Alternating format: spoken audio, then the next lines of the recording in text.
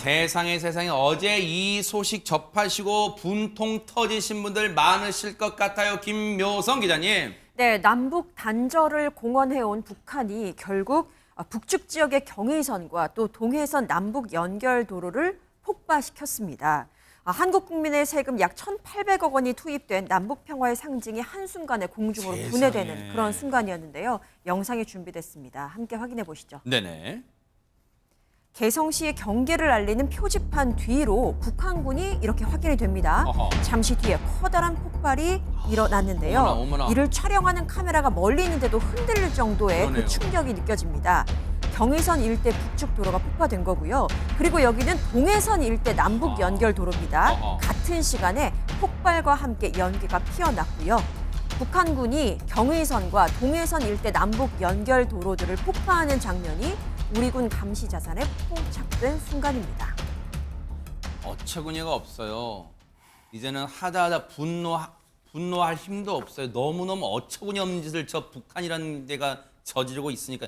우리 돈 1,800억이 들어가서 만들어준 길이란 말이에요. 하재간 평양 정확히 어디를 저 북한이 폭파한 겁니까 정확히? 예, 합동참모본부가 발표를 했는데요. 15일 낮 11시 59분과 11시 1분에 북한군이 경의선과 동해선 일대 남북 연결 도로를 각각 폭파했다라고 하면서 경의선 구간은 군사 분계선 인접 70m 구역이고 네. 동해선 구간은 한 40m 인접 부근인데 저기 판문점 코앞이잖아요. 휴전선 코앞 진짜. 그렇습니다. 저곳을 저렇게 폭파하면서 남과 북을 연결하는 육로가 사실상 모든 곳이 끊기게 됐습니다. 야, 근데요 혹시 경의선 이런 거 예전에 들어보시지 않으셨어요? 바로 이곳이 어떤 도로냐? 이 장면 보시면 아 이거였구나 하실 거예요. 영상 보시고 이어가 보도록 하겠습니다.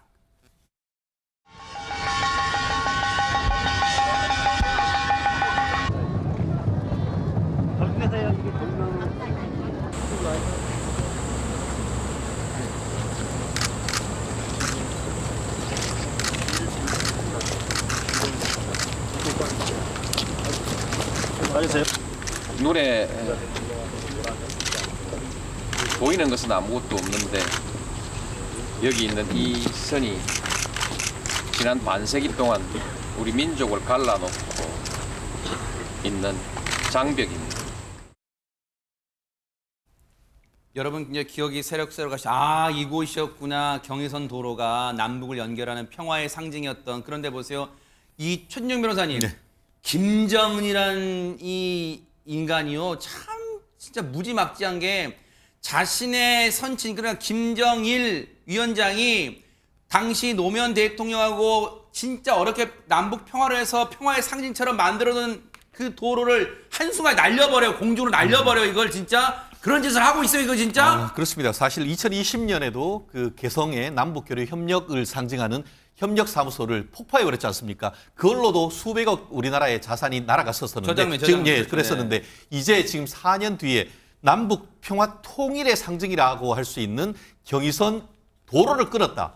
한마디로 선대의 유운으로서의 어떤 평화 통일의 상징을 날려버린 것 아니겠습니까? 네. 결국 아버지 김정일의 어떤 유흥보다도 내 김정은 내 정권의 생존이 더 중요하다라고 판단한 것 아니겠습니까? 최근에 있어서 통일을 헌법에서 삭제하고 더불어서 이 한반도에서 적대적 이국가론을 얘기를 하다 보니까 그에 대한 상징적 조치로서 국민의 대한민국의 강력한 메시지를 보내는 전략 아니겠습니까? 네. 그렇다는 점에서 우리는 한치도 그 어떤 그 북한의 대응에 대해서 소홀함이 없어야 되는 것이고 설령 이와 같은 어떤 통일 포기론, 적대적 이국가론이 얘기한다 하더라도 우리나라는 헌법에 영토 조항이 있어서 북한이 우리 땅입니다.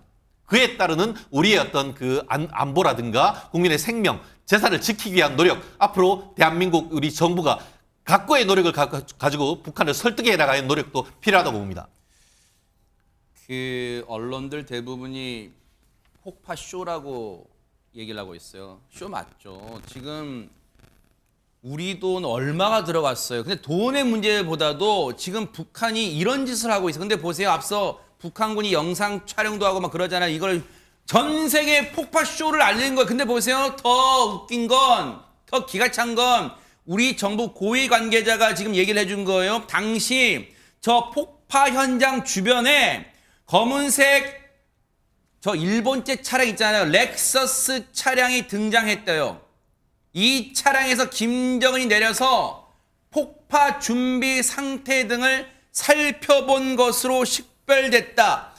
이건요, 앞서 우리가 멀리서 폭파 현장, 동해 경의선뿐만 아니라 동해선 도로도 폭파하는 걸 멀리서 찍었잖아요. 거기 보면 그 주변까지도 우리가 다 식별할 수 있는 그 영상으로 찍고 있었다는 게 보였잖아요. 그러면 저 검은색 일본 렉서스 차량이 거기서 누가 내렸고 다 식별된다는 거 아니에요. 그럼 김정은이 뭐 한 거예요? 아마 선글라스 또 끼고 왔겠죠. 선글라스 끼고 와가지고 저 폭파 현장을 보면서 어떤 생각을 했을까요? 이 무지막지한 김정은이요. 여기에 우리 대응은 어땠습니까? 안진용 기자님. 기본적으로 최근 김정은이 하는 행동을 보면은요, 이 말씀하셨던 적대적 두 개의 국가 여기서 계속 이어지는데 최근에 발표한 성명을 보면 전부 다 대한민국이라고 표현을 합니다. 남조선이라고 더 이상 부르지 않습니다. 분명히 다른 국가라는 거죠. 이거를 그래서 보여주기 위해서 계속적인 이런 행동을 하는 것으로 보이고 중요한 건 이런 행동을 보일 때 우리 한국, 대한민국도 제대로 이거에 대한 대응이 필요한데 그래서 일단 이 K6 중기관총 그리고 K4 고속 유탄 발사기로 경의선과 동해선 부근에서 각각 수십 발의 대응 사격을 실시했습니다. 아니 저쪽에서 포를 쏜 것더니 왜 대응 사격을 하냐 물을 수 있는데 북한의 폭파가 이 정전협정 위반에 해당된다는 거죠. 그렇기 때문에 경고 메시지를 담아서 대응 사격을 실시했고 이에 따른 대북 감시체 경계 태세 그리고 화력대기 태세를 강화한 상태라고 전해졌습니다. 걱정되는 건요. 이걸 놓고 또 정치권은 제각각 해석할 거예요. 남북관계 경색 국면에 경색되는데 책임이 너네 정부에 있었네. 우리 정부에. 그런 거 하지 마세요. 지금 중요한 건 뭐예요?